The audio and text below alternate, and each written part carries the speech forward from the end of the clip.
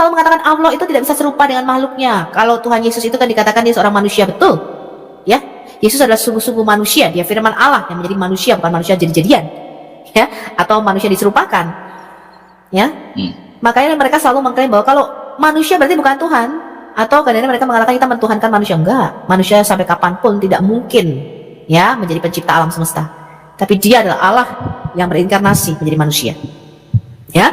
Nah, kalau kita baca The Original Plan of God, ya, saya selalu senang sekali dengan Kejadian 1 ayat 26. Ini akan membukakan banyak hal. Kejadian 1 ayat 26, berfirmanlah Allah, baiklah kita menjadikan manusia Adam menurut gambar, selem dan rupa kita, supaya mereka berkuasa atas ikan-ikan di laut dan burung-burung di udara dan atas ternak dan atas seluruh bumi dan atas segala binatang melata yang merayap di bumi.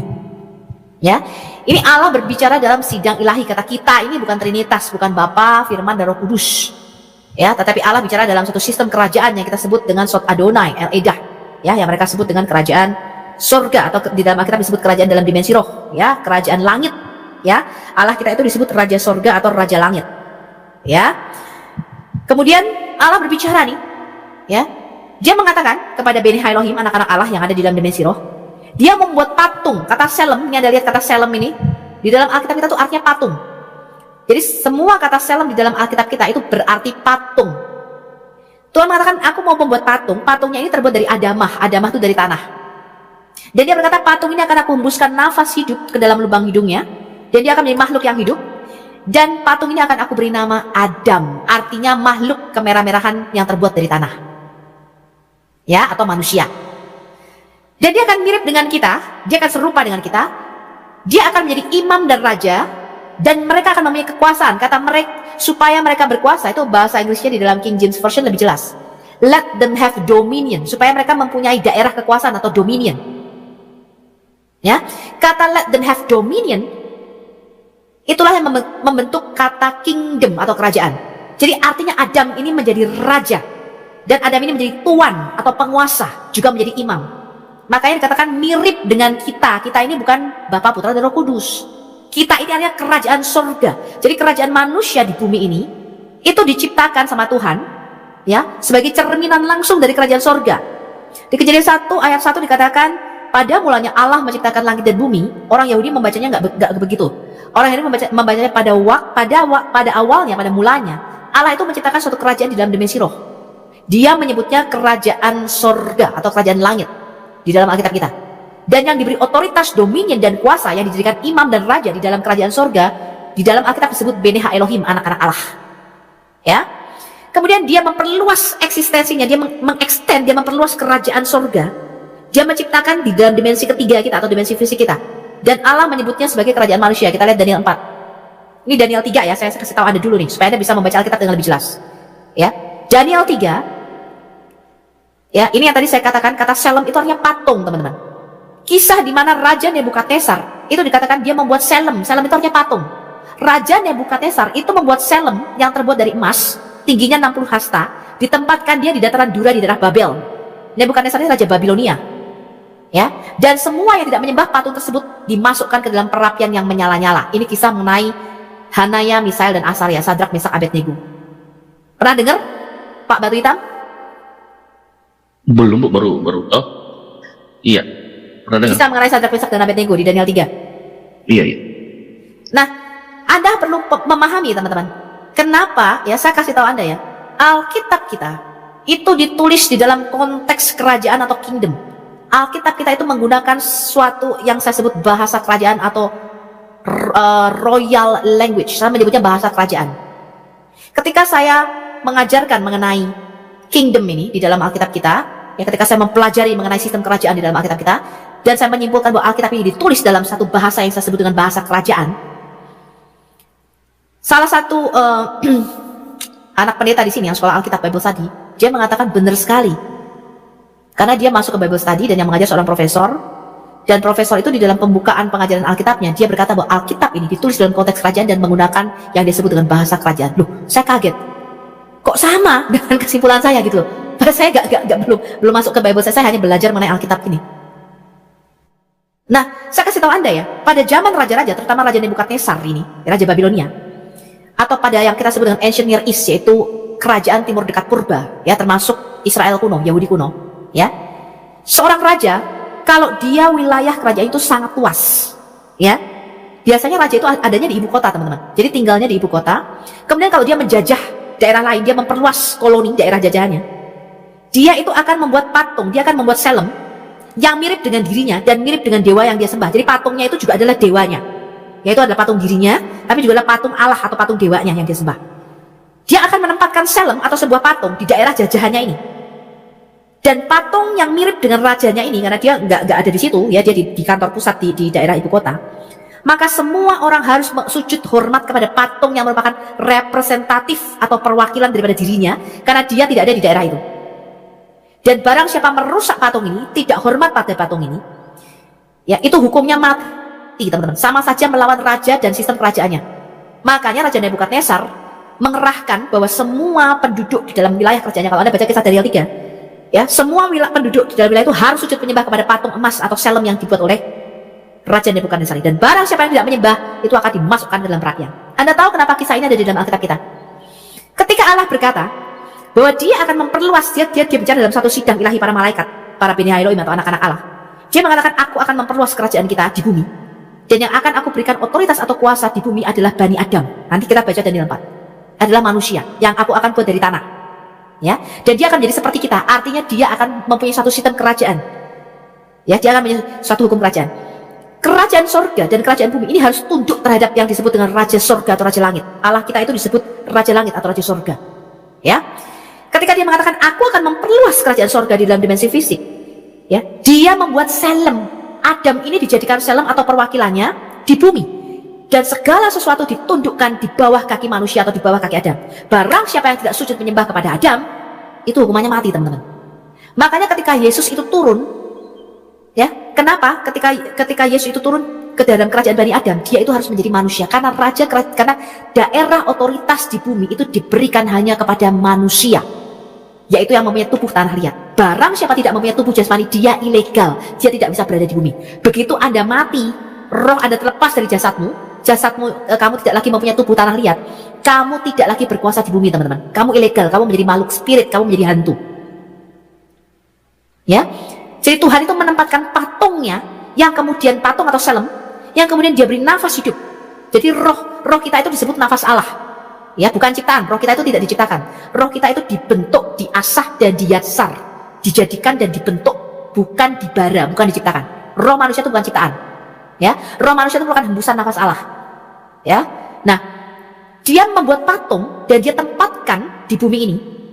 Patung ini menjadi makhluk yang hidup, yang dia sebut namanya dengan Adam, dan dia menjadikan bumi ini sebagai daerah koloni atau daerah jajahan kerajaan surga yang tunduk kepada hukum daripada kerajaan surga ini. Tempat pertemuan antara dimensi roh dengan dimensi fisik kita itu overlapping atau tumpang tindihnya di Taman di Eden, yang kita sebut sebagai Taman Allah atau Gunung Kudus Allah. Itu tempat pertemuan para tempat pertemuan para Allah, ya, di Yeskiel 28. Nah, kalau Anda mungkin baru dengar, ya, Anda harus masuk ke kelas saya, ya. Nah, Allah itu di dalam Kejadian 1 ayat 26 menjadikan Adam sebagai Tuhan, ya, Tuhan atau Kyrios, sebagai penguasa atas seluruh bumi. Daerah kekuasaan kita itu daerah otoritas manusia itu seluruh bumi, ya. Maka dikatakan, berkuasalah kamu atas burung-burung di udara, ikan-ikan di laut, dan atas semua binatang melata dan atas seluruh bumi. Kemudian Allah itu menjadikan Adam sebagai imam. Maksudnya apa? Dia mewakili seluruh makhluk ciptaan. Kalau Allah turun di Taman di Eden, tempat portal pertemuan.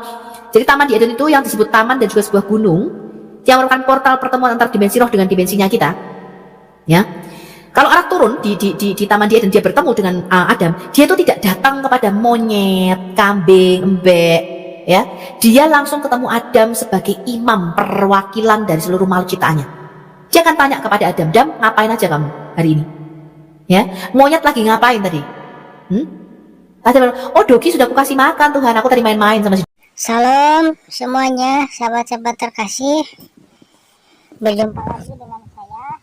Intro dulu ya sebentar semuanya. Assalamualaikum warahmatullahi wabarakatuh. Alhamdulillahirobbilalamin. Segala puji kita panjatkan kepada junjungan kita Gusti Yesus. Oke teman-teman, saya doakan semoga kalian baik-baik saja, keluarga rezeki kalian berlimpah-limpah dan diberkati. Terima kasih yang telah mensubscribe dan like, ataupun ada mungkin yang berkomentar tidak sempat saya balas. Terima kasih yang telah mendukung perkembangan channel ini. Saya ucapkan terima kasih, hatur nuhun. Oke teman-teman, tonton ya sampai selesai agar tidak ada kesalahpahaman. Dibuka telinganya lebar-lebar untuk kadrun, dan apa yang dibicarakan semoga menambah wawasan dan ilmu. Mari kita menonton. Dogi, ya, monyet hari ini nakal sedikit Tuhan, tapi baik-baik aja dia. Ya, jadi Adam ngomong-ngomong sama Tuhan, karena yang memberi nama, Anda ingat ya, yang memberi nama di Kejadian 2, binatang-binatang itu adalah Adam. Memberi nama ini bukan sekedar kayak kamu ngasih nama, misalnya anakku tak namai siapa ya, misalnya Obed, ya, anakku tak namai Ciko, bukan, ya, kayak anjing saya aja namanya Ciko ya. Bukan. Memberi nama itu artinya Adam itu berkuasa. Barang siapa memberi nama, dia itu berkuasa atasnya. Ya, jadi Adam itu mengeksersis otoritasnya di bumi ini dengan cara dia memberi nama binatang-binatang itu. Itu Anda harus tahu prinsipnya. Ya, Anda bisa belajar dari video saya judulnya 7 hukum kehidupan yang ditetapkan oleh Tuhan. Dan kemudian di Kejadian 1 ayat 26 tadi, selain Tuhan itu memperluas menjadikan bumi ini daerah koloni kerajaan surga, Adam di Kejadian 1 ayat 26 itu dijadikan raja atas seluruh bumi. Ya, jadi kata kita di dalam Alkitab kita itu bukan Bapa, Putra, Roh Kudus. Allah kita itu Esa, teman-teman. Ya, bukan duduk bareng ngobrol. Ya, ngobrol di Starbucks. Bukan, ya. Allah kita itu Esa, ya. They have only one will, ya. Ketika Yesus turun ke dunia menjadi manusia, baru Yesus menjadi pribadi yang unik. Ya, nanti kita bicara ke sana, ya. Tapi di Kejadian 1, di semua kata kita di dalam Alkitab kita itu bukan Bapa, Putra, Roh Kudus, melainkan dalam sidang ilahi. Makanya kalau Anda bisa membaca ini dalam konteks kerajaan dan bahasa kerajaan, ketika ular atau nakas itu di Kejadian 3, dia berkata kepada Hawa, sekali-kali kamu tidak akan mati, tetapi Allah mengetahui bahwa pada waktu kamu memakan buah dari pohon pengetahuan yang baik dan yang jahat ini, matamu akan terbuka dan kamu akan menjadi sama seperti Allah. Sama seperti Allah itu bukan sama seperti Allah pencipta, Bapa, Putra, Roh Kudus, teman-teman. Ya, makanya Anda harus mengikuti kelas saya, promosi lagi nih. Ya, kata Allah itu artinya bukan pencipta. Kata Allah itu artinya makhluk roh yang kuat. Para malaikat di dalam Alkitab itu disebut para Allah. Ya, ketika ular mengatakan, tetapi Allah mengetahui bahwa pada waktu kamu memakannya, matamu akan terbuka dan kamu menjadi sama seperti Allah. Itu menjadi sama seperti para makhluk Elohim, tahu tentang yang baik dan yang jahat, seperti para malaikat, teman-teman. Ya, makanya ketika di Kejadian 3, ketika Allah mengusir manusia, ketika manusia Yesus sudah memberontak, ya, ketika jadi Adam itu di Kejadian 3 yang diberi judul LAI kejatuhan manusia, saya tidak memberi judul kejatuhan manusia. Ya, Kejadian 3 itu adalah bicara mengenai Adam memberontak melawan otoritas kerajaan surga yang tadinya kerajaan manusia di bumi. Ini merupakan koloni daerah jajahan yang harus tunduk kepada kerajaan otoritas kerajaan surga. Dia memberontak, ya, melawan Yodhevave. Dia menjual, melepaskan kerajaan Bani Adam di bumi ini, dia menjualnya kepada kerajaan maut. Ya, sehingga seluruh kita ini berada di bawah kuasa maut karena Adam yang pertama itu sudah memberontak dan dia menjual kita semua ke dalam kerajaan maut yang dikuasai oleh penguasa kerajaan angkasa yaitu iblis di Efesus 2 ayat 1 dan 2. Ini Anda mesti tahu. Itulah sebabnya manusia sudah berada di dalam kerajaan maut dari sejak zaman Adam. Itulah kabar buruknya, teman-teman, bahwa kita semua mati oleh karena dosa pemberontakan satu orang, ya. Oleh karena pemberontakan satu orang yaitu Adam, maka dosa masuk ke dalam dunia dan kematian menjalar kepada kita semua. Karena kita semua sudah berada di bawah kerajaan maut, dijual sama Adam. Karena itu Yodhevave harus turun, dia mengutus firman-Nya menjadi manusia, ya, untuk membebaskan kita dari kerajaan maut. Itulah yang dilakukan. Makanya dia harus turun menjadi manusia yang mati. Kenapa dia harus turun ke dalam kerajaan maut? Karena kita semua sudah berada di dalam kerajaan maut, teman-teman. Ya, mereka menunggu-nunggu kedatangan sang penebus itu yang akan menebus mereka dari kerajaan maut. Makanya Yesus dikatakan dia turun ke dunia yang paling bawah. Dia turun ke dimensi yang paling rendah, yaitu kerajaan maut. Dan dia membawa tawanan-tawanan roh naik ketika dia bangkit dari antara orang mati. Dia membebaskan kita dari kerajaan maut. Dia memindahkan kita dari kuasa kerajaan kegelapan kepada kerajaan terang. Itulah yang dilakukan Yesus. Ya, kalau Anda mau pengajaran ini semua yang lebih lengkapnya, Anda masuk ke dalam daftar di batch 2, ya, kelas Alhayat Apologetika. Ya, Anda akan belajar banyak di situ. Jadi Yesus itu dikatakan Shalom Elohim atau Imago Dei, gambar Allah. Kita ini disebut Imago Christi, kita ini disebut gambaran Kristus. Ya, makanya kalau Anda baca misalnya di dalam Alkitab kita dikatakan kemuliaan matahari itu lain daripada kemuliaan bulan lain daripada kemuliaan bintang, dan kemuliaan bintang yang satu lain daripada kemuliaan bintang yang lain. Ya, bulan itu memancarkan kemuliaan matahari. Di dalam Alkitab kita, matahari itu lambang maskulin, bulan itu lambang feminin, lambang perempuan. Makanya Paulus mengatakan laki-laki itu menyinarkan, mencerminkan kemuliaan Allah, tetapi perempuan itu mencerminkan, menyinarkan kemuliaan laki-laki. Itu ada urutannya, teman-teman. Dan Yesus di dalam Alkitab kita itu disebut mempelai laki-laki. Ya, Yesus itu merupakan gambar Allah. Dia mencerminkan sinar kemuliaan Allah sendiri, makanya dia disebut Imago Dei.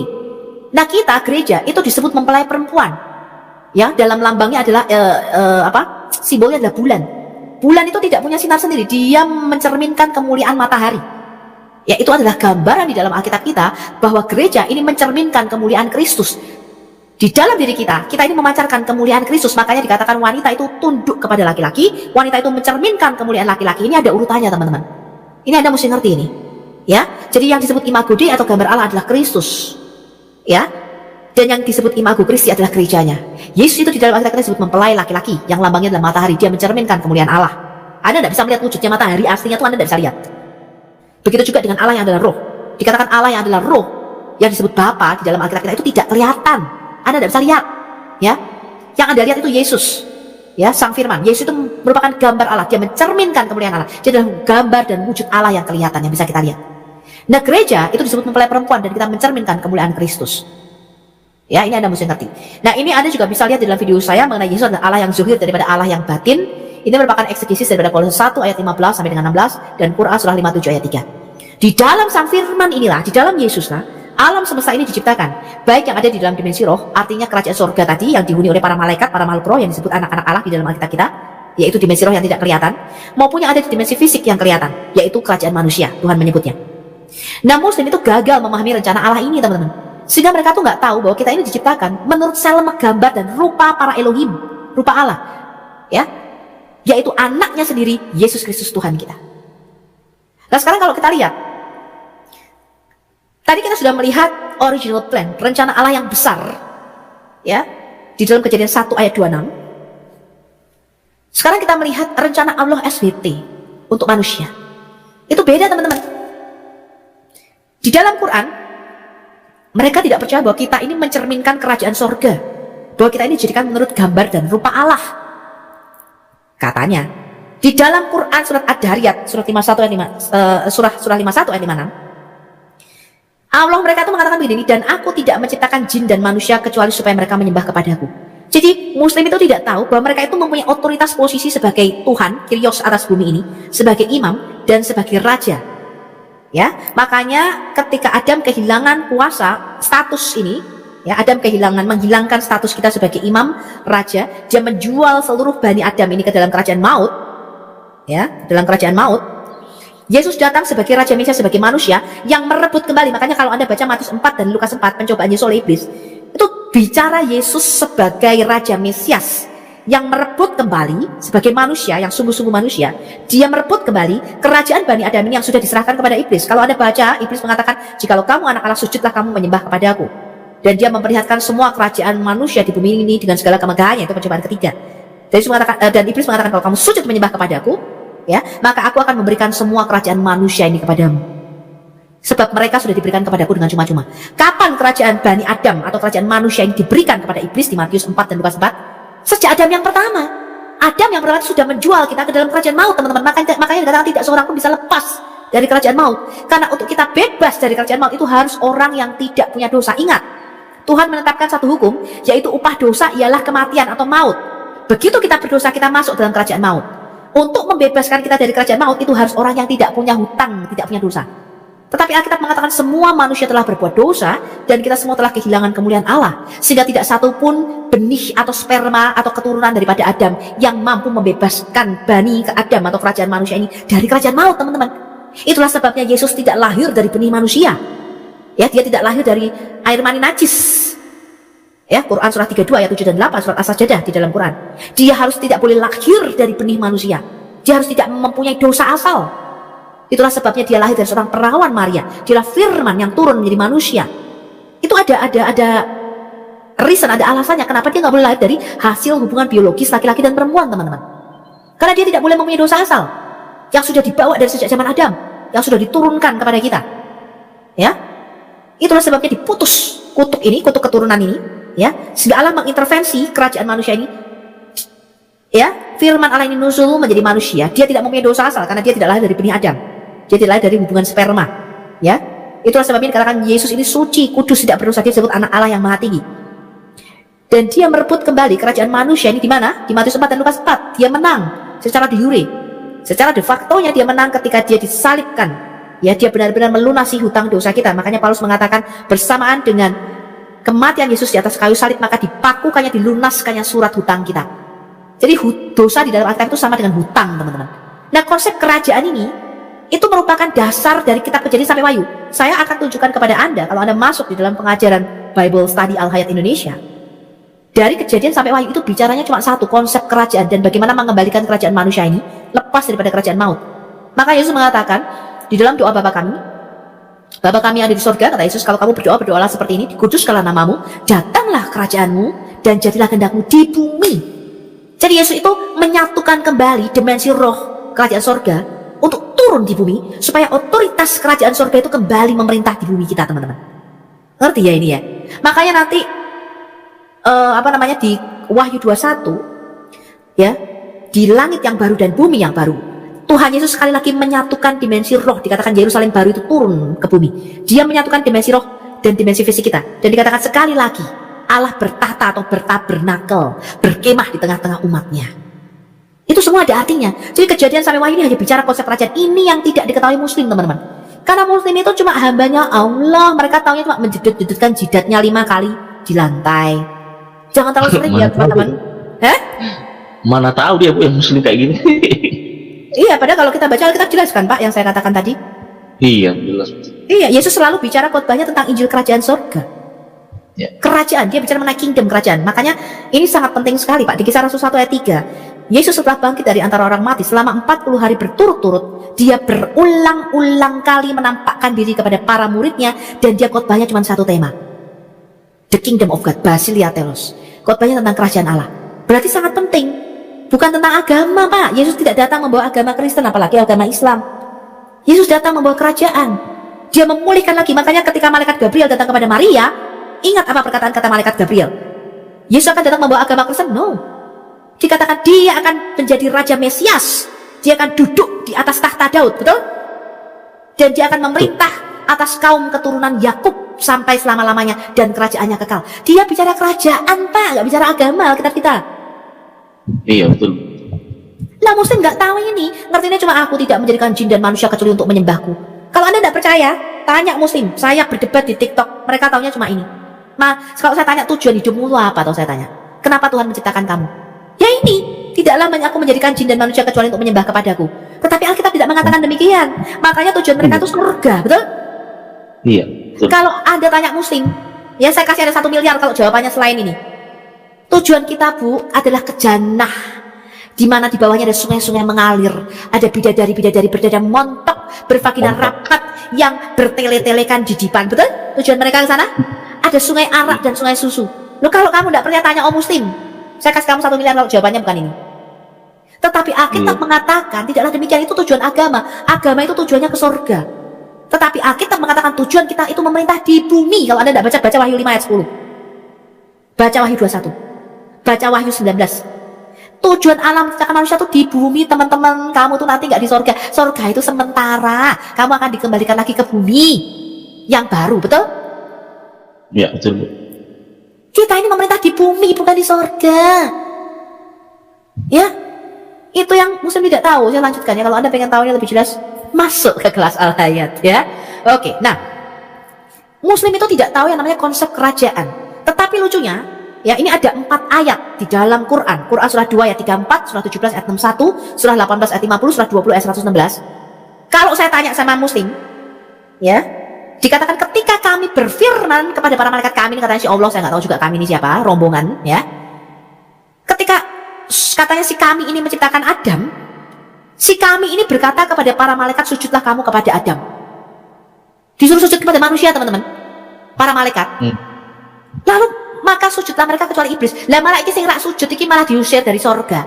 Iblis itu enggan dan takabur, ia termasuk golongan orang-orang kafir. Kalau Anda baca, maka iblis ini kemudian dibilang rebellious, dia memberontak dan dia diusir karena dia nggak mau sujud kepada manusia, kepada Adam.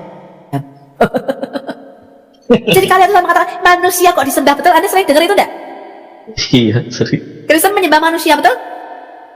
Iya. Betul, Bu. Dan saya tanya, ini kenapa Allah kok suruh sujud menyembah manusia, saya tanya. Saya kasih Anda 1 miliar kalau jawaban Muslim tidak seperti ini. Di sini Allah itu, Bu, mencobai ketaatan. Betul? Jadi semua harus taat. Allah suruh nyemplung sumur. Padahal dikatakan di dalam Quran surah Petir, surah Arad, surah 13 dan 15, ya, surah Petir ini surah Guntur katanya.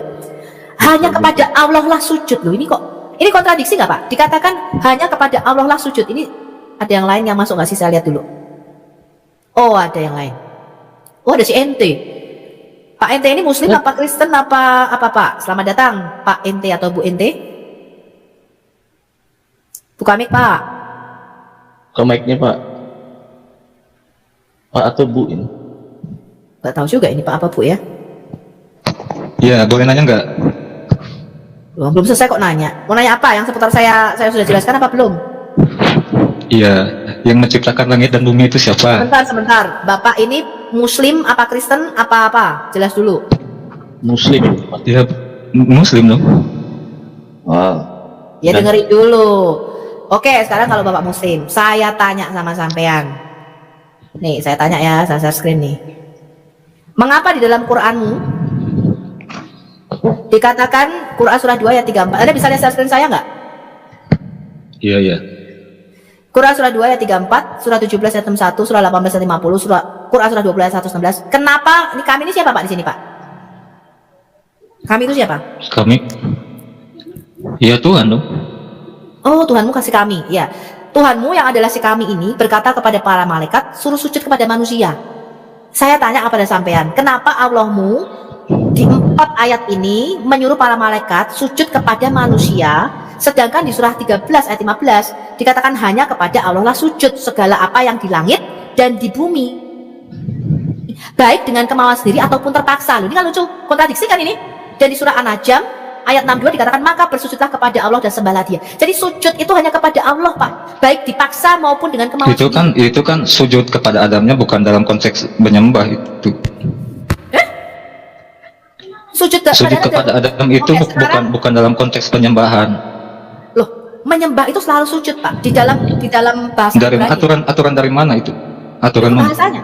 Enggak, Quran surah 2, 34, surah 17, 61. Kata sujud ini sama enggak dengan kata sujud yang di dalam surah Arad surah 13 15? Iya, sama. Cuman kan itu bukan dalam rangka menyembah Adam.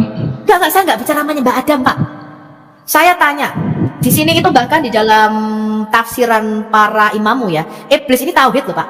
Karena dia tidak mau menyujud, dikatakan iblis ini tauhid, dia tidak mau sujud selain kepada Allah.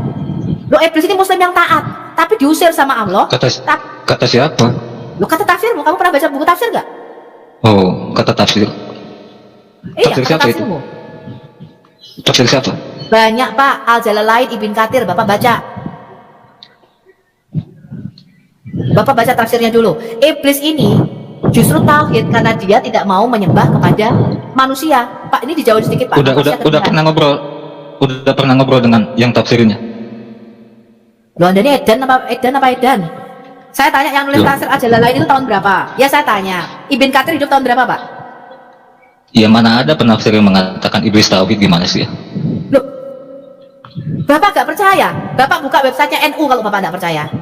Ya, ini saya tidak mengutip itu. Ini saya lanjutkan dulu. Berarti Bapak nggak bisa menjelaskan ya. Sekarang saya tanya, hanya kepada Allah lah sujud segala apa yang ada di langit dan di bumi, baik dengan kemauan sendiri atau terpaksa. Ini kontradiksi nggak dengan ayat tadi, Pak? Itu kan dibilang bukan dalam rangka menyembah Adam itu. Oke, saya minta ayat dari Bapak. Saya stop dulu nih. Silakan Bapak tunjukkan mana yang dikatakan sujud itu bukan dalam rangka menyembah. Loh, yang dikatakan menyembah Adamnya ada nggak di situ? Kan nggak ada. Saya nggak ngomong menyembah, saya mengatakan sujud. Tadi di surah Arad dikatakan tidak boleh sujud kecuali kepada Allah. Ya, yang tidak boleh sujud itu. Di surah Arad ini mana kata menyembahnya? Saya tanya sama Bapak, di surah Arad ini. Enggak, saya tanya sama Bapak. Di surah Arad ini hanya kepada Allah lah sujud. Mana kata menyembahnya? Bapak jauhin sedikit. Iya, maksudnya yang nggak usah terlalu dekat. Yang di surat Arad itu sujud menyembah gitu loh. Lah yang mana kata menyembahnya, saya tanya? Ya, pengertiannya begitu.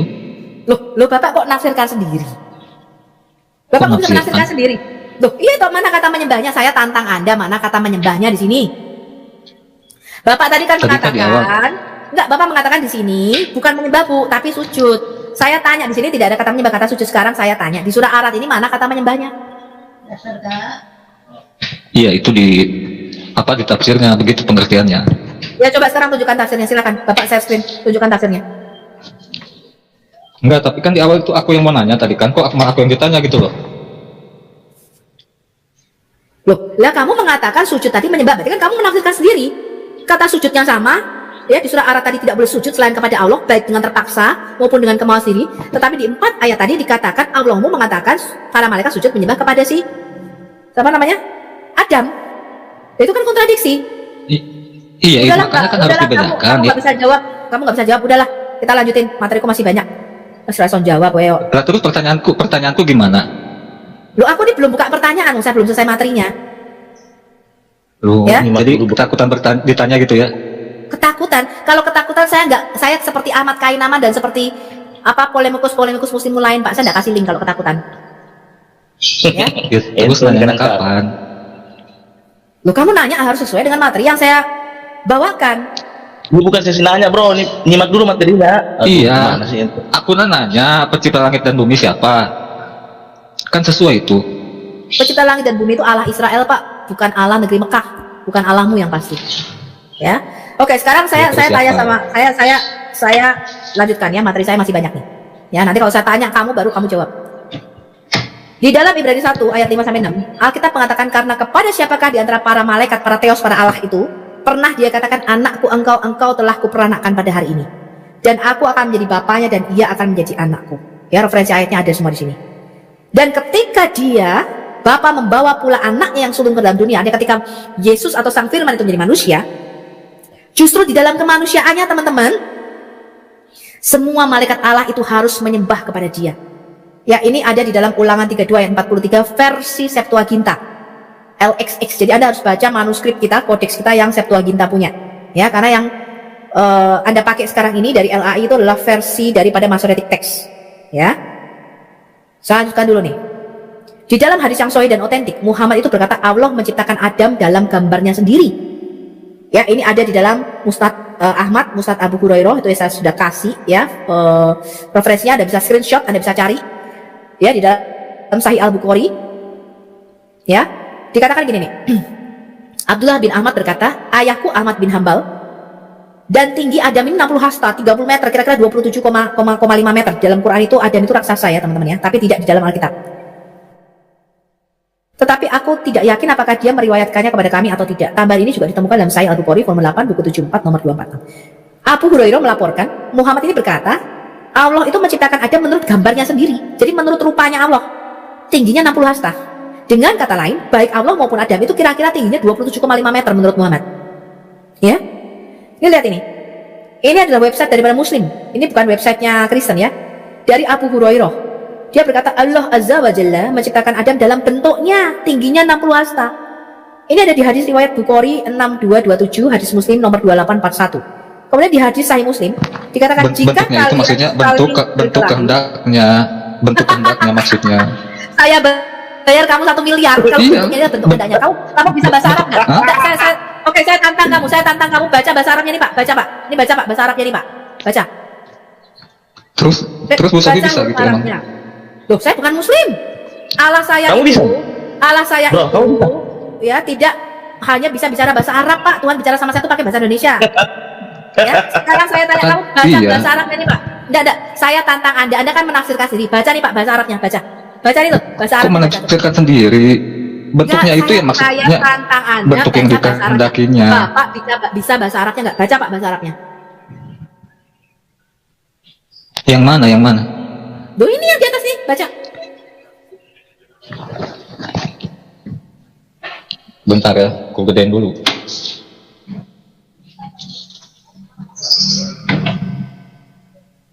Yang baris pertama.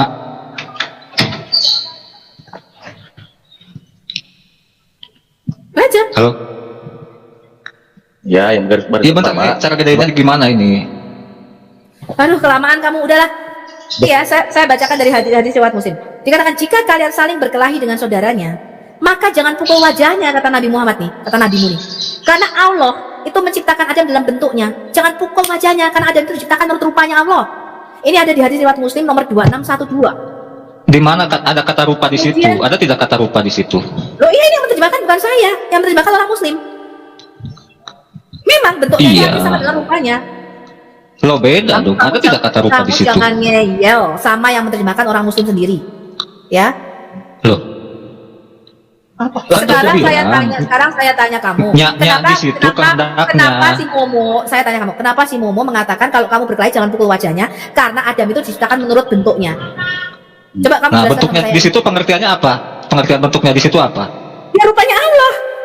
Allah itu punya mata dua. Ada tidak kata rupa di situ? Ya, bentuknya ini sama dengan rupanya sama.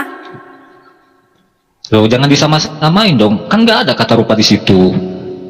Saya tanya, kamu jelaskan mengapa nggak boleh dipukul wajahnya? Kenapa nggak boleh dipukul wajahnya? Saya tanya.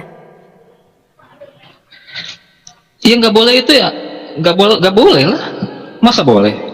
Mukul wajah orang. Goblok kira karuan. Loh, Sudah ya, saya lanjutkan aja ya. Didengarkan dalam riwayat lain dari Abdullah bin Umar, ya, si nabimu ini ngomong gini nih, sesungguhnya Allah menciptakan Adam dalam bentuk Ar-Rahman. Saya tanya, Ar-Rahman ini siapa?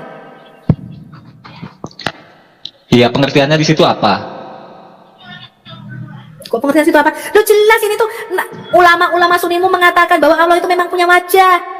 Makanya dikatakan di dalam Quranmu di hari kiamat nanti semuanya akan musnah kecuali wajah Allah. Makanya si Abdul Somad mengatakan memangnya wajah Allah ini kayak Angry Bird.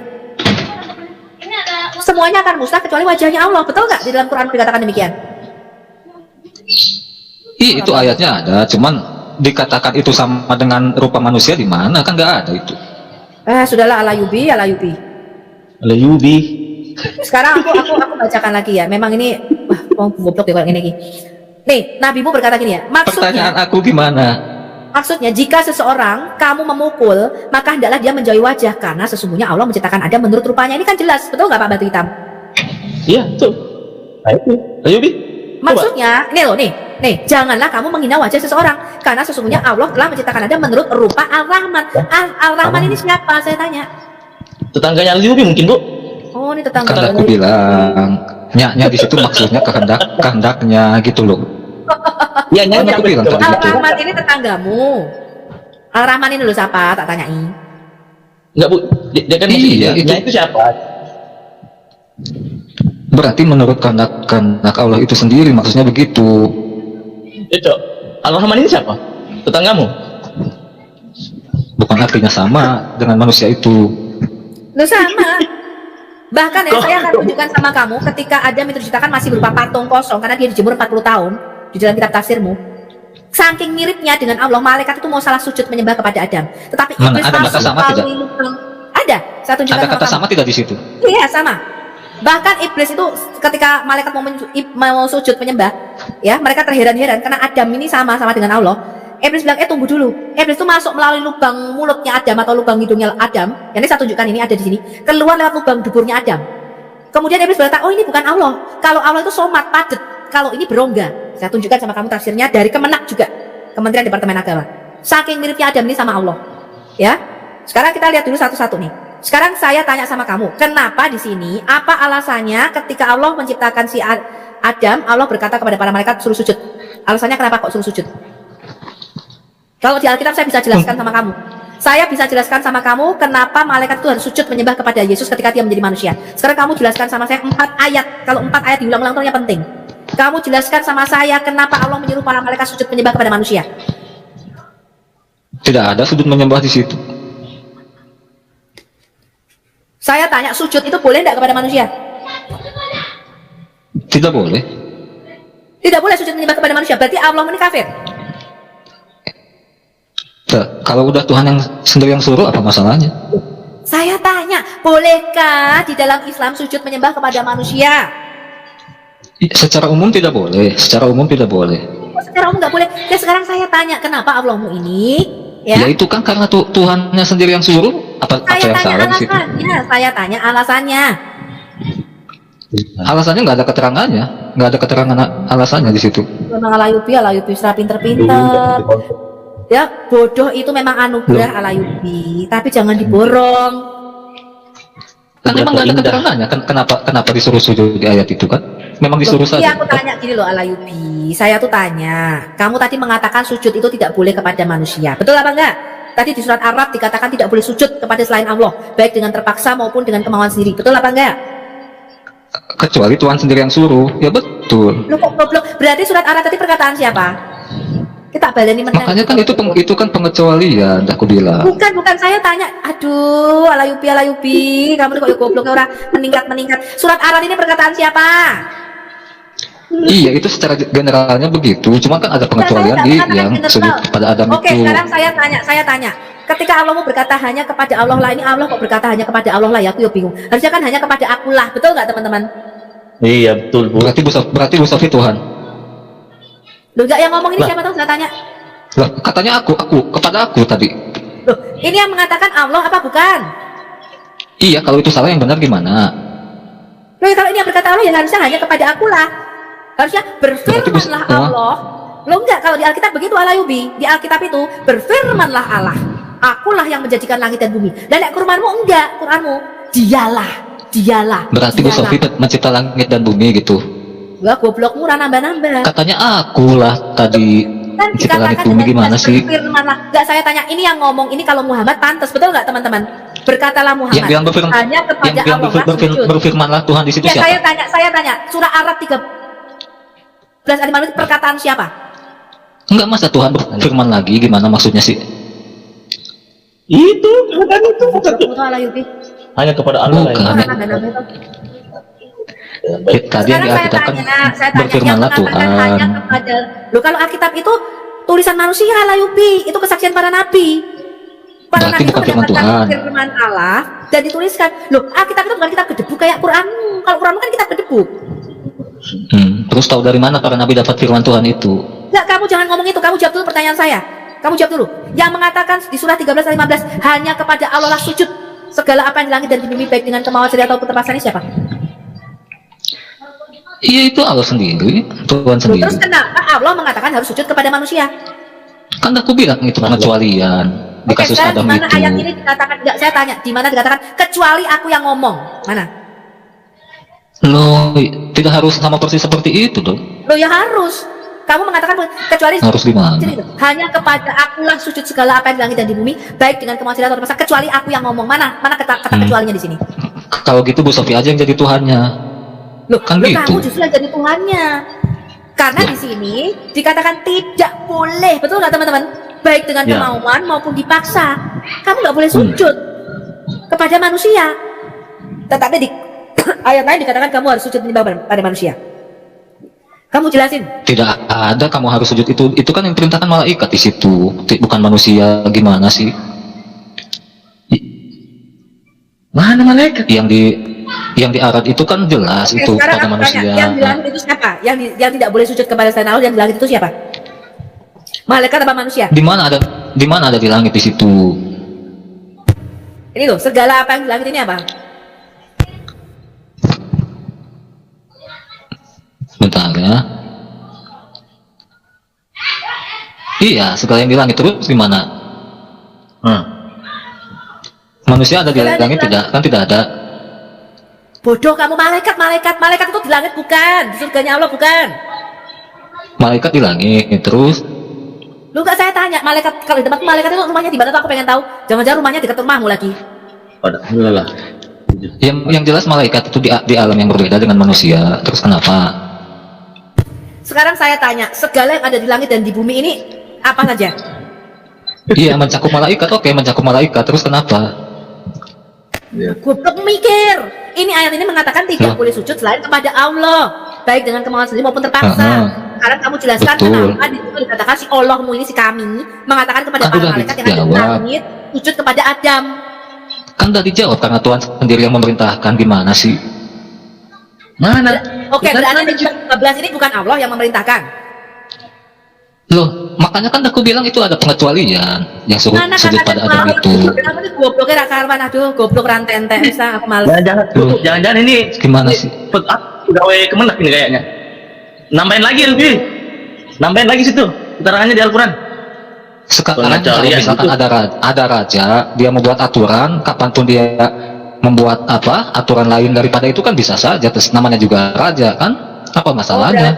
berarti kalau Muhammad mengatakan kamu boleh nikah hanya dengan 4 orang, dia boleh nikah dengan 13 orang. Berarti dia raja, dia Tuhan gitu. Bikin aturan sendiri. Kalau kamu nggak boleh ngambil Di bininya sini orang, kan, dia di boleh sini ngambil kan bininya orang. yang di sini kan konteksnya yang buat aturan itu kan Tuhan itu sendiri, bukan manusia. Kan gitu. Iya, di surah Araf tadi kan Tuhan yang bikin aturan nggak boleh sujud selain kepada Allah. Iya, namanya Tuhan kan terserah mau membuat pengecualian di situasi yang lain. Nggak bisa Alayubi. Yang namanya firman itu tidak boleh kontradiksi. Itu kan tidak Ini kontradiksi. sudah bukti bahwa Quran itu tulisannya si Mamat. Kan Termasuk aku bilang yang banyak warakat novel. Bener nggak kan teman-teman? aku bilang yang pertama itu secara umum. Yang Adam Nggak ini ada secara pengecualian umum, gimana Alayubi. sih? Aduh goblok ini orang. Allah itu udah bikin aturan nggak boleh sujud, baik dengan terpaksa maupun dengan kemauan sendiri. Kamu tak mudeng-mudeng ya? Iya, kecuali Tuhan sendiri yang memerintahkan. Gimana sih? Kami yang bukan Yulis, coba. Saya mau tahu pendapat Anda. Sebelum kita Berarti kamu bukan Islam. Kamu bukan Muslim, lebih. Maksudnya gimana sih? Masa Al-Quran nggak ngerti kamu? Memang betul ya, ternyata IQ-nya orang Indonesia ini rata-rata ini termasuk IQ di bawah gorila. Lebih aja bu. Udah dijawab dari tadi berulang-ulang, kok ditanya-tanya lagi, diulang-ulang gitu loh. Loh, iya itu jelas kontradiksi Alayubi. Kamu tuh mau sadar loh. Sadar. Jadi kamu nggak ada. Jadi Al-Yubi nggak punya analisis itu mengenai konteksnya itu. Kontradiksi. Nanti aku bilang itu pengecualian gimana sih? Tahu nggak definisi pengecualian itu apa? Nggak ada Ya, Alayubi. Ayat-ayat Quran itu mengatakan tidak boleh ada namanya kontradiksi. Nggak boleh ada yang satu bilang tidak, yang satu bilang iya. Itu nggak boleh. Itu menunjukkan bahwa Quran itu bukanlah firmannya si Allah, betul nggak? Ya sekarang kalau Tuhannya sendiri yang memerintahkan, apa masalahnya di situ? Loh ya surat Araf itu kan juga Tuhanmu yang memerintahkan nggak boleh sujud, baik dipaksa maupun dengan kemauan. Iya. Artinya iblis itu yang betul nggak teman-teman? Kecuali Tuhan sendiri yang menyuruh, kecuali Tuhan Ya mana, sendiri yang suruh kan mana ada gitu. tulisannya. Bukan Alayubi, kamu tuh mau mikir surat Araf itu Tuhan sudah mengatakan kalau itu Allahmu benar-benar yang berfirman itu sampai habis nafasku. Allahmu di surat Araf tadi tuh sudah ngomong kamu tuh tidak boleh sujud kepada selain aku katanya, baik dengan terpaksa maupun dengan kemauan sendiri. Itu kan sudah jelas soal Alayubi. Itu berarti kontradiksi dan Iya. pertentangan. Kan aku bilang namanya Tuhan ya terserah dia mau suruh yang berbeda mau Harus apa. mikir orang ini memang betul Tuhan, tolong ampuni hamba. Udah gantian sekarang. Gimana tadi yang pencipta langit Nah, bumi sekarang itu? aku tanya, ini bukan waktunya untuk bukan waktunya untuk Alkitab. Alkitab bahasnya beda nggak di sini. Kamu bahas di channel debat. Ya, ini saya mau tanya kamu. Sekarang apa alasannya Allahmu menyuruh para malaikat sujud kepada Adam? Nggak ada keterangannya. Bos, memang Rasul jawab Piki. Tolong dong ada muslim yang lain dong selain yang offlock ini. Emang nggak ada keterangannya disuruh. Emang ada ayat. Sudahlah. Donkey, potato, one potato, two potatoes, terus. Tadi kan ada. Ada yang mana? Tunjukin. Nih, Tadi. beberapa Tadi kaum sufi, ini mana ya? Saya bacakan ya. Beberapa kaum sufi telah menyatakan bahwa iblis ini diwajibkan bersujud di hadapan Adam karena Adam diciptakan dalam gambar keagungan Allah, dalam gambar Ar-Rahman. Ar-Rahman itu nama Allah, ya. Dalam gambar keagungan Allah, hidup nyata dan berbicara. Ya, ini ada di dalam kitab. Itu apa itu? Ayat 6. Ya, memang kamu orang ngerti, orang kurang tahu belajar. Aliran Ya. sufi kok dijadikan dalil gimana sih? Loh iya. Ya, dikatakan bahwa Al-Hajjaj dalam kitabnya bernama Tawasin mengapresiasi dan takjub atas apa Iya, yang iya. Aliran Yang sufi berkata sendiri apa? itu kan aliran yang menyimpang dari Islam yang benar itu. Oh iya. Jadi semua menyimpang kecuali kamu. Kenapa Jadi dijadikan menyimpang. data? Loh ini memang data. Loh kalau Memang- sufi itu memang- menyimpang, memang bunuh menyimpang. kaum sufi. Bunuh kaum sufi. Sufi ini justru orang-orang yang mengikuti Muhammad letterlek apa adanya. Ya, celana mereka cingkrang, mata mereka bercelak. Mereka justru mengikuti sunnah Nabi. Ini dikatakan nih, tidak ada ahli kitab, tidak ada ahli penduduk langit yang memiliki tauhid murni kepada Allah seperti iblis. Ya, iblis itu tauhid. Iya. Itu nggak bisa dijadikan data pendapat orang sufi tadi. Terserah, suka-suka saya di channel saya kok. Apa hak kamu? Ya? Iya, artinya itu kan lemah datanya artinya kan. Enggak. Ya, lemah itu kalau data palsu kayak yang kalian pakai. Yesus menikah, ya diambil dari Injil-Injil palsu, Injil Barnabas, ya. Itu memang kalian sukanya ngambil data-data palsu. Ya, makanya di dalam kitabmu Isa itu lahir di bawah pohon kurma. Itu diambil dari Injil Pseudomatius, Injil palsu. Isa membuat burung-burungan dari tanah liat. Itu diambil dari foto Evangelium Thomas. Ya, tidak diambil dari Injil Oke, Thomas. Itu data tadi palsu.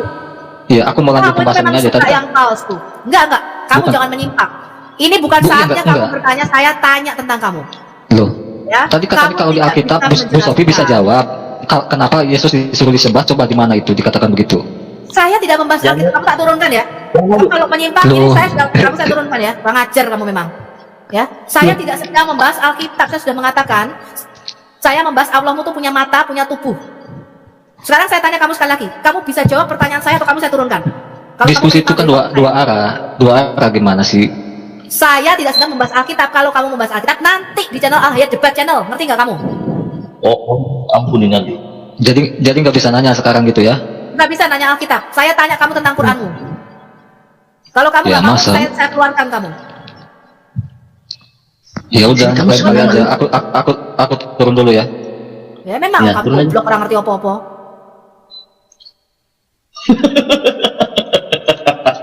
Nanya mesti kok melarikan diri di luar apa namanya? Di luar ini, di luar topik. Aku ya heran. Topiknya apa dia nanya lainnya? Udah kita lanjutkan ya. Ah, dasar Ya, Bu. potato. Dalam potato ala Yubi. Ini ya, di dalam Quran surah Fusilat surah 41 ayat 37 dikatakan, dan di antara tanda-tanda kekuasaannya ialah malam, siang, matahari, bulan. Janganlah sujud matahari ataupun bulan, tapi sujudlah Allah yang menciptakan. Jadi sujud ini hanya kepada si Allah. Sujud, teman-teman. Ya. Sujud ini hanya kepada Allah. Ini sudah kontradiksi. Dikatakan di surat An-Najm, maka bersujudlah kepada Allah dan sembah. Jadi kata sujud ini selalu diartikan dengan sembah. Betul nggak, teman-teman? Jelas sujud dan sembah ini jadi satu. Ya. Bahkan dikatakan di surat Al-Hajj ayat surat 22 ayat 77 dikatakan, hai orang-orang beriman, rukulah kamu, sujudlah dan sembahlah. Jadi sujud dan sembah itu jadi satu di dalam Quran pengertiannya. Sujud itu yang menyembah gitu loh. Ya, ini sudah menunjukkan bahwa Quran ini tulisan manusia, teman-teman. Ya. Nah, sekarang saya bacakan lagi Anda. Dikatakan begini nih. Ini Al-Mustadrak ya. Sorry. 190 ayat yang keempat. Ya, kita lihat dulu ya. Maksudnya, jika aku boleh memerintahkan seseorang itu untuk sujud kepada seseorang, maka aku memerintahkan istri untuk sujud kepada seseorang. Jadi di dalam hadis Muhammad itu mengatakan tidak boleh sujud, teman-teman, kepada siapapun. Jadi sujud ini pengertiannya sama dengan menyembah di dalam Quran. Tambahan pula hadis ini mempunyai sebab urutnya.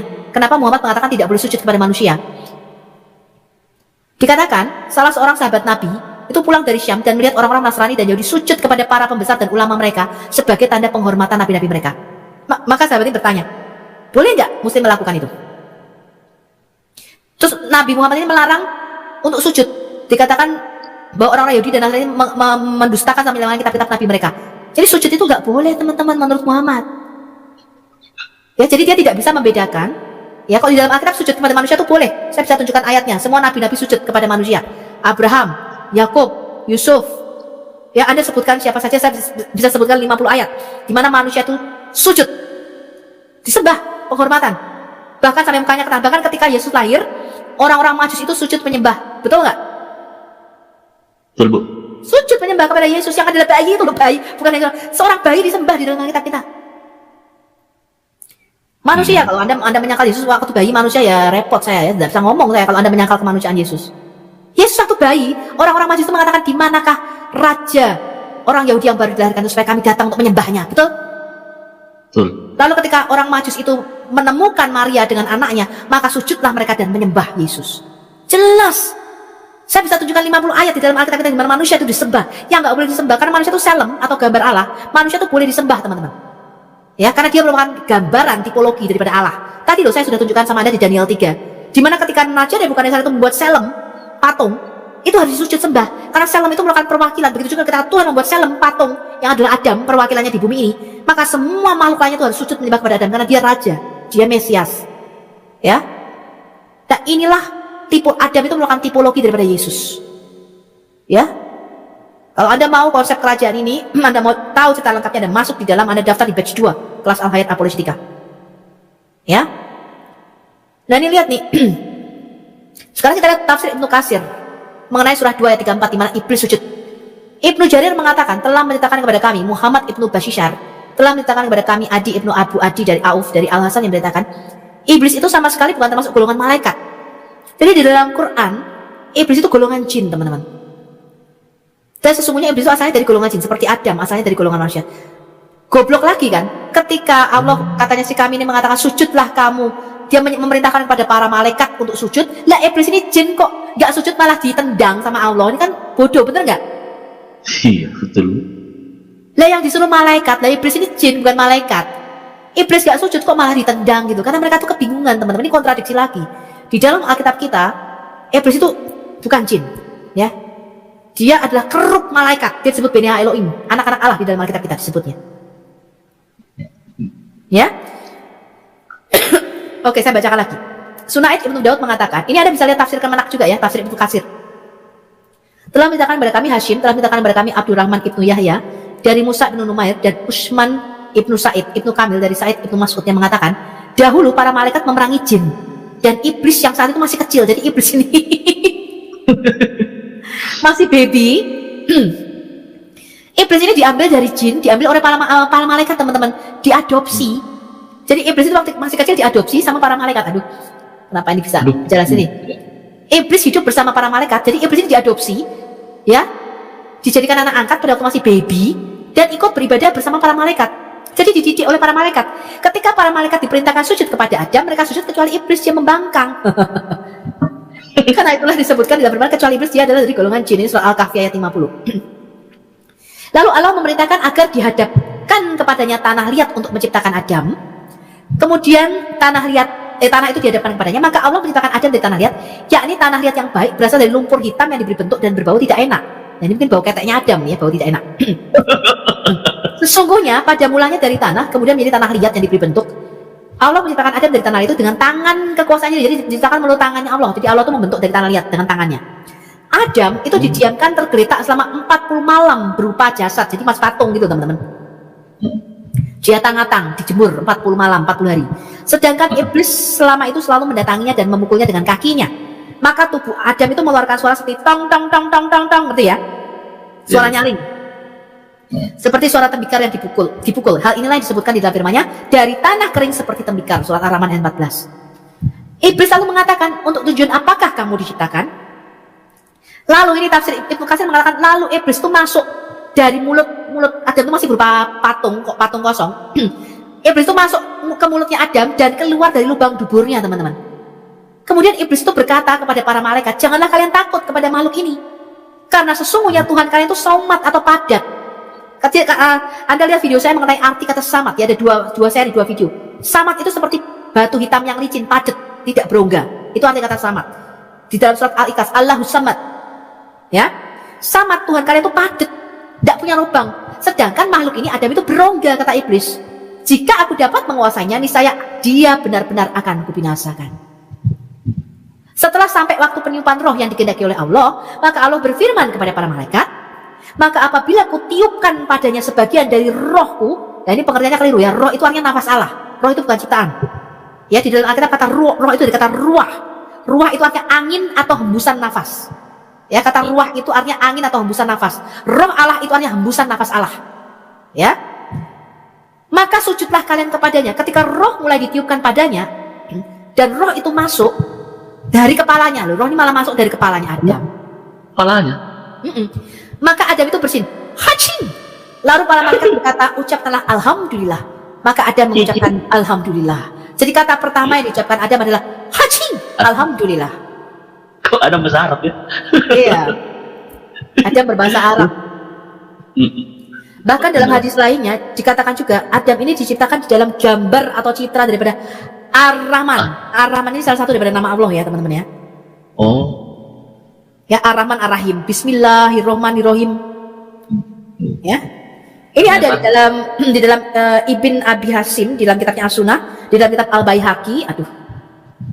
Ya, pokoknya macam-macam ini semua ada ya, ada screenshot saja ini referensinya ya. Ibn Kusaimah ya, saya kasih nomor-nomornya semua, nih kitab-kitabnya ada ya. Ya, ini sudah diterjemahkan dalam bahasa Indonesia, Anda tidak perlu baca semuanya ya, pokoknya Anda cari aja, ada pasti, percayalah pada Sofia Al-Hayat ya. Kemudian Ibn Hajar Al-Asqalani di dalam kitabnya Fathul Bari ya, volume 5 ayat halaman 183 dikatakan gini, Al-Masiri dan orang-orang yang mengikutinya telah menolak keaslian penambahan ini pada citra Ar-Rahman. Karena apa yang telah ditetapkan sebagian besar rantai transmisi hadis adalah Allah menciptakan Adam dalam bentuknya, dalam rupanya sendiri, dalam rupanya Allah. Ya, kemudian dia berkata jika itu otentik, jika ayat ini otentik bahwa Allah menciptakan Adam dalam rupanya, maka diambil dengan cara yang sesuai dengan keagungan Allah. Jadi Jelas Adam itu diciptakan menurut keagungannya Allah. Ya, kemudian Syekh Al-Islam Ibn Taimiyah, ini juga salah satu ulama Sunni yang terkenal ya, dikatakan tidak ada perselisihan di antara para salaf dalam 3 generasi pertama bahwa kata ganti diciptakan dalam rupanya itu merujuk kepada Allah, teman-teman.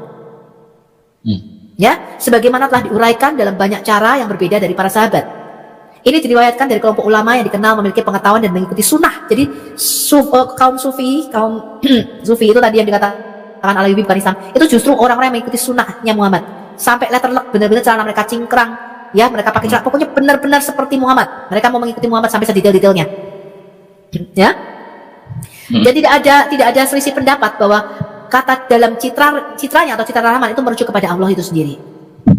Ya, ini ada semua nih, ya, referensinya, ya. Ini di dalam Bayan Talbis Al-Jamiyah oleh Ibnu Taimiyah, ya, volume 2 halaman 356. Ahli sunnah, ya, ahli sunnah wal jamaah, ini mayoritas Sunni, ya, menegaskan atribut Allah itu memiliki gambar dan percaya di dalamnya. Mereka menyatakan bahwa itu harus diterima apa adanya, tanpa menyangkal, mengubah atau menggambarkannya, dan tanpa menyamakannya dengan ciptaannya. Jadi mereka percaya bahwa Allah itu memiliki wajah, mata, tangan, kaki. Kita lihat ya. Kemudian Al-Ajuri berkata setelah meriwayatkan hadis gambar, ya, bahwa Adam ini diciptakan menurut gambarnya Allah. Ini adalah dari tradisi yang wajib diyakini oleh umat Islam. Makanya Al-Ayyubi ini adalah kafir tanpa mengatakan bagaimana atau mengapa, melainkan diterima dengan kepasrahan. Jadi karena mereka nggak tahu, teman-teman, dan keyakinan bahwa itu benar, dan dengan menahan diri dari mencoba menjelaskannya. Jadi nggak boleh dijelaskan karena mereka nggak ngerti kenapa Adam diciptakan menurut gambarnya Allah. Kalau di dalam Alkitab kita, saya bisa jelaskan mengapa kita ini diciptakan menurut gambar dan rupa Allah. Ya. Di dalam Sahih Muslim 2612, Abu Hurairah ini berkata begini, teman-teman. Muhammad berkata, jika salah satu dari kalian bertengkar dengan saudaranya, biarkan dia menghindari wajahnya, karena Allah menciptakan Adam menurut gambarnya. Ya, itu yang tadi saya sudah kutip, ya. Kata-kata Nabi Muhammad, Adam diciptakan menurut gambarnya, ini berarti bahwa Allah menciptakan Adam menurut gambarnya, karena dia, Allah, memiliki wajah, mata, tangan, kaki, dan Adam memiliki wajah, mata, tangan, dan kaki. Tapi itu tidak berarti bahwa hal-hal ini persis sama. Ini yang ngomong bukan Sofiato. Ini ada di dalam Syarah Al-Aqidah Al-Washita oleh Syekh Muhammad Ibn Utsaimin, volume 1 halaman 107 dan halaman 293. Ya, jadi kata-kata Muhammad Adam diciptakan menurut gambarnya, ini menurut gambarnya Allah, teman-teman. Yang ngomong siapa? Yang ngomong ada Syekh Muhammad Ibn Utsaimin dalam bukunya Syarih Al-Aqidah Al-Wasitah. Bukan saya yang ngomong. Jelas? Ya, jelas. Makanya si Al-Ayyubi gak bisa ngomong Arab, orang dia gak ngerti bahasa Arab. Kemudian Ibn Abi Hasyim meriwayatkan dalam Al-Sunnah bahwa Ibn Umar berkata, Rasulullah berkata, jangan mengatakan semoga Allah merusak wajahmu, suatu bentuk kutukan dalam bahasa Arab. Karena anak Adam diciptakan menurut gambar Ar-Rahman. Siapa Ar-Rahman? Ya Allah. Syekh Abdul Allah Ibn Al-Gunaiman berkata, hadis ini sahih dan digolongkan demikian oleh para imam dan oleh Imam Ahmad dan Ishaq Ibn Rahawayh. Ini bukan saya copy paste dari websitemu sendiri, ini yang ngomong bukan saya, dan yang membuat website ini bukan saya. Orang-orang yang menggolongkannya do'if tidak memiliki dalil kecuali pendapat Ibnu Qusaimah, tapi orang-orang yang menggolongkannya sahih lebih berilmu daripadanya. Jadi bahwa Adam, anak-anak Adam diciptakan menurut gambar Allah, ini sahih, teman-teman. Ya. Nah, ini nih, Ibnu Abi Hasyim juga meriwayatkan bahwa Abu Hurairah berkata, Rasulullah berkata, jika salah satu dari kalian berperang, biarkan dia menghindari wajahnya, karena Allah menciptakan Adam dalam gambar dari wajahnya. Ini ada dalam isnadnya sahih oleh Syekh Al-Albani. Kedua hadis ini menunjukkan bahwa kata ganti pada kalimat menurut gambarnya mengacu kepada Allah Ta'ala. Ini bukan saya yang nulis, saya hanya mengcopy paste kata syekhmu. Ya, kalau saya yang nulis ya keliru, saya nggak boleh menafsirkan Quran dan hadismu. Yang nulis bukan saya, ini kata-kata ulama kalian. Imam Ahmad berbicara tentang topik ini dan berkata tentang hadis gambarnya, kami menerima hadis itu apa adanya tanpa menjelaskan esensinya. Karena itu Imam Ahmad biasa menegur mereka yang menafsirkan hadis gambarnya, tadi ada di dalam gambarnya, dan yang menyebut kata ganti itu selain daripada Allah. Dia berkata dalam riwayat Abu Thalib, siapa yang mengatakan bahwa Allah menciptakan Adam dalam bentuk Adam adalah Jahmi. Karena apa bentuk Adam sebelum dia ciptakan? Kan nggak ada. Ya, ini adalah dalam Ibtal At-Tawilat volume 1 halaman 75. Ya. Ini adalah peringatan dari Imam Ahmad bahwa siapapun yang menafsirkan kata ganti gambarnya tadi selain merujuk kepada Allah akan mengikuti jalan Jahmiyah, sesat, ya. Ibnu Qutaibah berkata seperti yang saya lihat, jadi si Al-Ayyubi ini sudah sesat ya, teman-teman. Seperti yang saya lihat katanya, dan Allah mengetahui yang terbaik adalah bahwa memiliki gambar itu tidak asing dengan memiliki dua tangan, jari, dan mata. Tetapi atribut ini akrab karena mereka disebutkan di dalam Al-Quran, tidak seperti asing karena tidak disebutkan dalam Al-Quran. Jadi disebutkan di dalam Al-Quran bahwa Allah ini memiliki wajah, mata, tangannya. Nanti saya kasih ayat-ayatnya. Namun kami percaya pada kedua jenis laporan ini. Kami tidak menganggap esensi atau kemiripan tertentu dengan atribut ini. Adam itu dikeluarkan dari surga antara sholat zuhur dan asyar. Ya, jadi Allah ini sholat ya teman-teman ya. Di surga itu Allah sholat. Allah itu muslim yang taat. Dia tinggal di surga adalah setengah hari di dunia berikutnya. Dan hari di sana sama dengan 1000 tahun berdasarkan perhitungan yang dilakukan oleh orang-orang di dunia ini. Kemudian Adam ini teman-teman katanya, iya, Adam ini dilemparkan di sebuah gunung di India, tepatnya di Sri Lanka, yang dikenal sebagai Nawaz. Nah, Gunung Nawaz.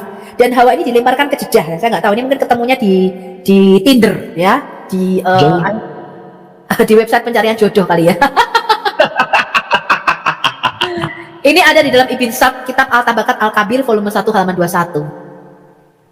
Nah, gimana nih menurut Anda? Ini ada lagi nggak muslim? Oh, kok muslim nggak ada yang masuk sih?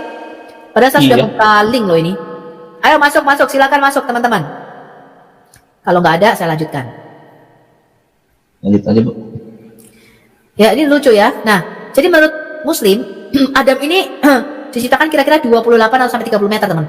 Lihat, ini manusia sekarang kita. Ini Tyrannosaurus Rex, ya. Ini Brontosaurus. Ini Adam. Sasa dong. Iya. Kemudian kita makin menyusup, Pak.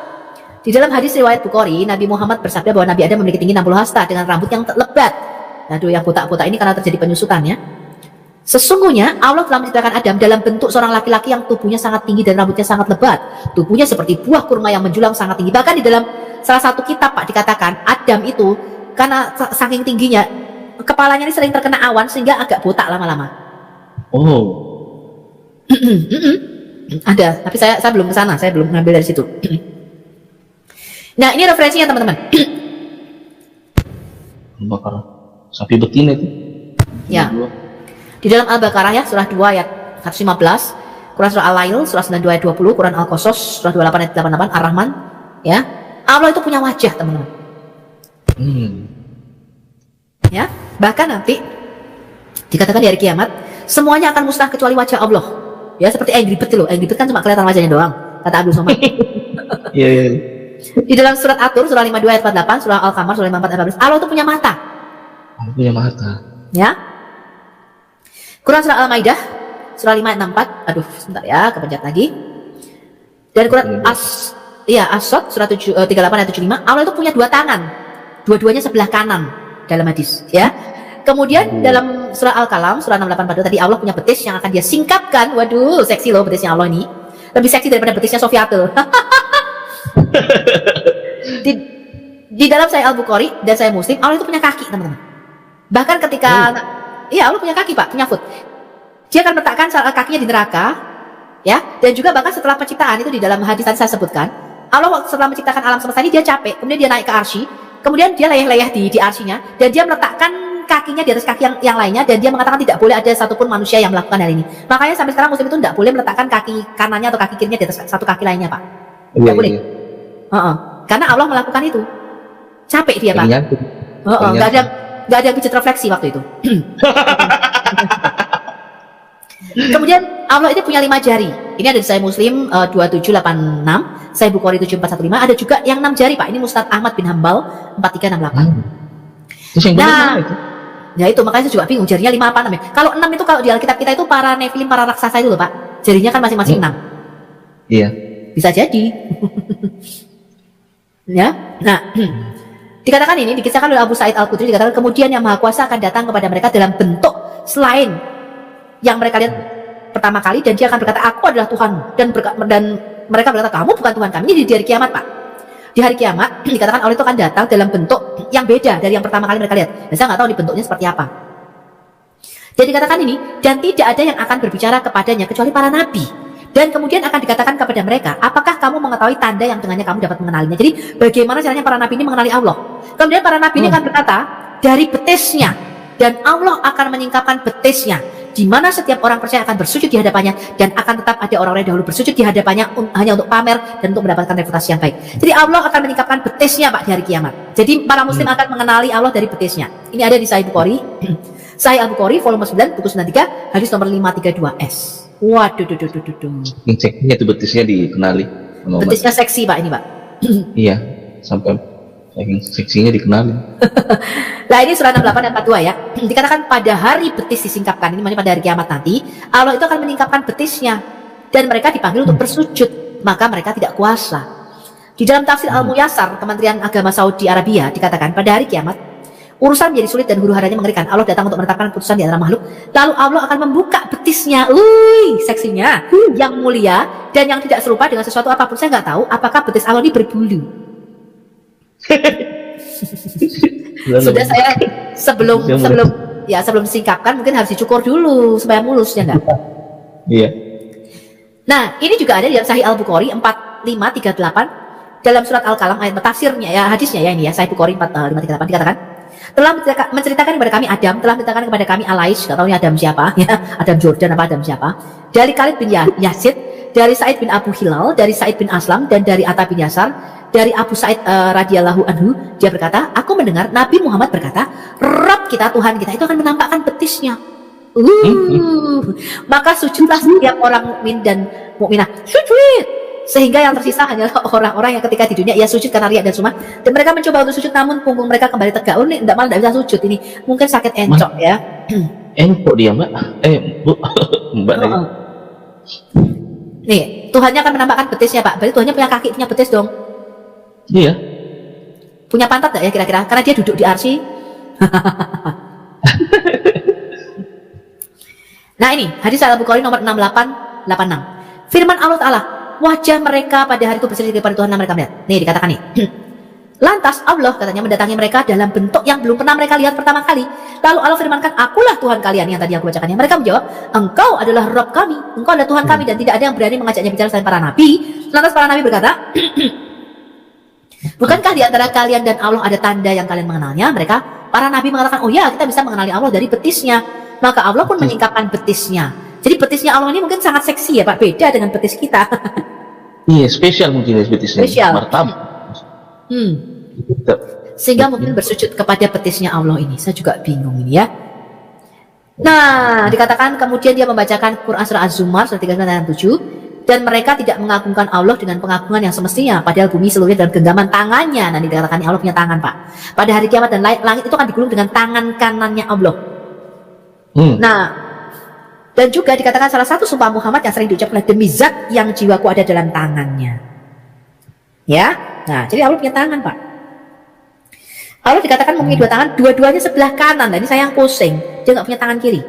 Abdullah bin Umar melaporkan bahwa Muhammad berkata, sesungguhnya pada hari kebangkitan Allah akan menempatkan orang-orang yang adil di atas anjungan cahaya. Mereka akan berada di sisi kanan Ar-Rahman, dan kedua tangannya adalah tangan kanan. Loh, tangannya dua-duanya kanan semua. Ini ada di Sahih Muslim 1827 dan Sunan Ahmad ya. Kanan. Tangannya kanan semua. Iya. Allah punya jari Pak. Ini ada di Imam Muslim, di Sahih Muslim ya 2786. Abdullah ibn Mas'ud berkata, seorang ulama Yahudi datang kepada Nabi dan berkata, wahai Muhammad, pada hari kebangkitan Allah akan membawa langit dengan satu jari, dan bumi dengan satu jari, dua ya, gunung dan pepohonan dengan satu jari, tiga, air dan tanah dengan satu jari, empat, dan selebihnya dengan satu jari, jarinya lima. Kemudian dia akan mengguncang mereka dan berkata, aku adalah raja, aku adalah raja. Jadi konsep orang Yahudi itu memang kerajaan Pak. Ya. Atas hal ini Rasulullah tersenyum, dia menunjukkan kesenangannya atas apa yang dikatakan oleh Rabi Yahudi dan penegasannya. Jadi Muhammad membenarkan, iya Allah punya jari-jari. Ya, Nabi memberitahu kita tentang jari-jari Allah. Abdullah bin Amir bin Alas melaporkan bahwa Nabi berkata, sesungguhnya hati manusia berada di antara dua jari Ar-Rahman. Mereka semua seperti satu hati yang dia kendalikan sesuai dengan kehendaknya. Ini dari Sahih Muslim 2654 dan Sunan Ahmad. Ya, punya jari Pak. Anas dan Abu Hurairah melaporkannya punya kaki sekarang Allah. Di akhirat semakin banyak yang akan dilemparkan dalam neraka, dan neraka akan berkata, ada lagi nggak yang mau dilemparkan ke sini katanya. Neraka bisa ngomong. Kemudian dikatakan akhirnya Tuhan yang agung akan meletakkan kakinya. Dan ini betisnya tadi nggak tahu nih, karena makanya cuma satu betis saja. Soalnya satunya lagi mungkin sudah terbakar kena api neraka. Karena sudah dicemplungkan ke dalam neraka. Ya, dia akan meletakkan kakinya ke dalam neraka Pak. Kemudian neraka akan menyusut dan berkata, sudah cukup, sudah cukup. Ya, ini ada di Sahih Al-Bukhari 48 50, Sahih Muslim 2846 2848. Ya, bahwa Allah punya kaki. Allah punya mata. Ini adalah Sahih Al-Bukhari 6598. Kitab Fitnah dikatakan telah menceritakan kepada kami Sulaiman bin Harb, telah menceritakan kepada kami Syubah dari Qatadah dari Anas, mengatakan Nabi Muhammad berkata, tidaklah seorang nabi pun diutus selain telah memperingatkan kaumnya terhadap apa yang terhadap yang buta sebelah dan pendusta. Ketahuilah bahwasanya Dajjal itu buta sebelah, sedangkan Rob atau Tuhan kalian itu tidak buta sebelah. Tertulis di antara kedua matanya kafir. Jadi Allahnya itu matanya dua tapi nggak buta, Pak. Bedanya Allah sama Antikris atau Dajjal. Kalau Dajjal itu picek satu. Nih, Sahih Al-Bukhari 6594. Bla bla bla bla bla bla. Allah berkata di tengah-tengah Muhammad berkata berdiri di tengah-tengah para sahabatnya, lantas memuji Allah. Kemudian beliau menyebut tentang Dajjal. Nih ya, menyebut tentang Dajjal dan mengatakan, sungguh aku mengingatkan kalian tentang Dajjal.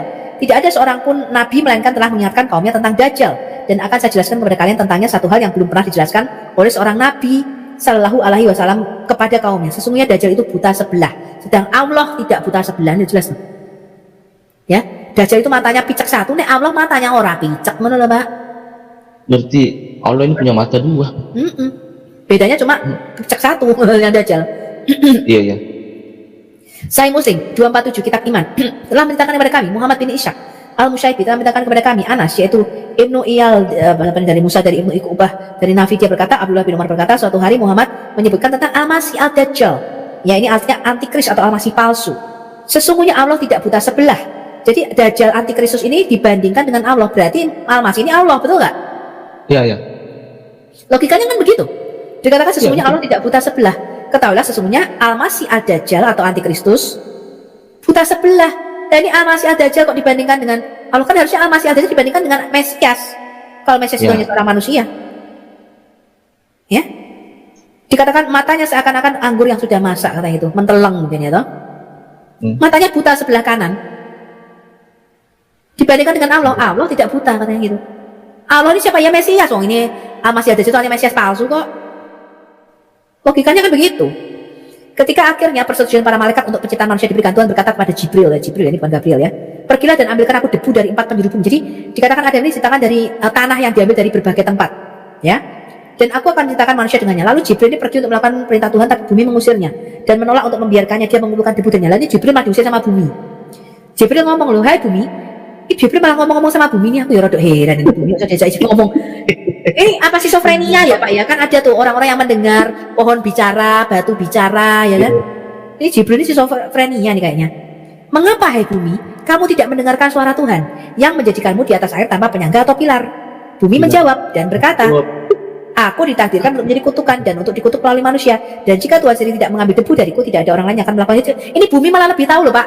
Kalau nanti diambil dijadikan manusia, dia dikutuk Pak. Bumi ini maha tahu loh Pak, betul nggak? Jibril sama bumi ngobrol dia.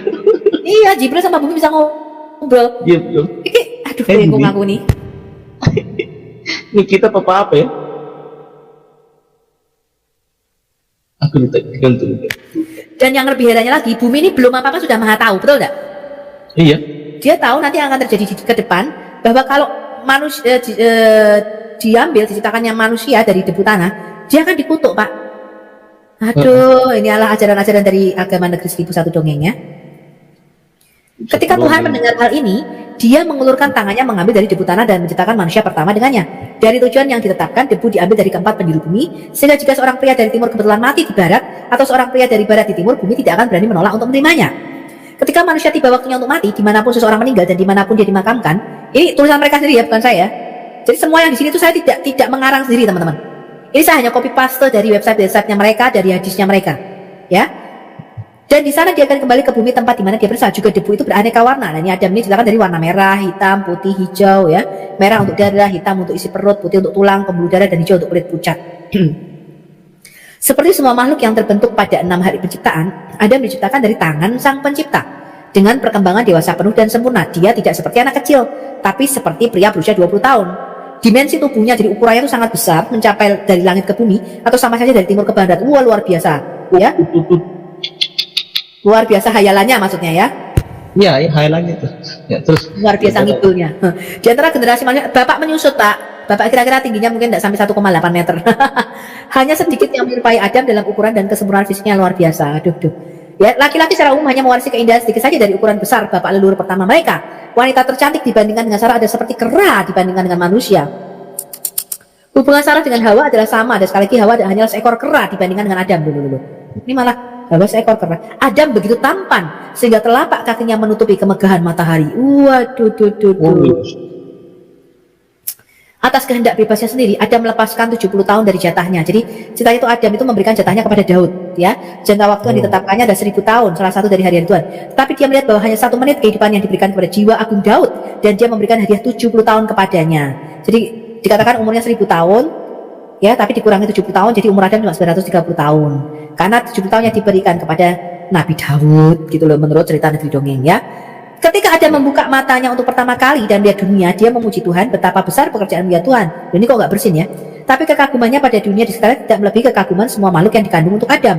Mereka menganggapnya sebagai pencipta mereka. Jadi, lihat nih, para makhluk ini saking kagumnya dengan Adam, sampai makhluk-makhluk ini menganggap Adam ini pencipta saking miripnya dengan Allah. Dan mereka semua datang untuk memujanya. Tetapi Adam berkata nih, mengapa kamu datang untuk menyembahku? Tidak, loh Adam aja nggak mau disembah loh di sini. Kamu dan aku bersama-sama akan mengakui keagungan dan kekuatan Dia yang telah menciptakan kita semua. Tuhan memerintah lanjutnya, dia berpakaian dengan keagungan. Dan tidak hanya makhluk-makhluk di bumi, bahkan para malaikat menganggap Adam penguasa segalanya. Dan mereka hendak memberi hormat. Jadi para malaikat tidak sujud kepada si Adam. Dengan kuduslah Tuhan semesta alam. Ketika Tuhan membuatnya tertidur, kemudian para malaikat tahu bahwa dia bukanlah seorang manusia. Karena tadi iblis masuk melalui lubang lubang mulutnya Adam, keluar lewat lubang duburnya Adam, ya, di dalam tafsir Ibnu Katsir. Kualitas yang luar biasa. Jadi Adam ini diberkati secara fisik dan spiritual. Ini membangkitkan kecemburuan para malaikat katanya.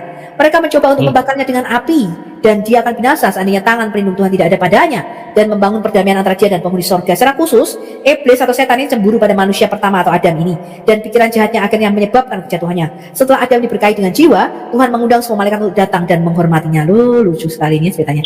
Setan adalah malaikat terbesar di sorga dengan 12 sayap, bukannya 6 sayap seperti yang lainnya, menolak untuk mengindahkan perintah Tuhan. Tadi katanya malaikat, tapi katanya jin. Gimana sih?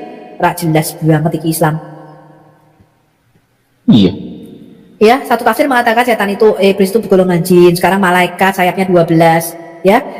Dia menolak untuk mengindahkan perintah Tuhan dengan mengatakan, engkau menciptakan kami malaikat dari kemegahan Shekinah, dan sekarang engkau perintahkan kami untuk menjatuhkan diri kami di hadapan makhluk yang telah engkau bentuk dari debu tanah. Tuhan menjawab, namun debu tanah ini memiliki lebih banyak hikmat dan pengertian daripada engkau. Oh, sorry, yang saya bacakan ini pengertian Yahudi, Pak. Ini pengertian dari Yahudi yang mirip dengan Islam, ya, bahwa dia memerintahkan malaikat sujud ketika diciptakan oleh dia menciptakan Adam, ya.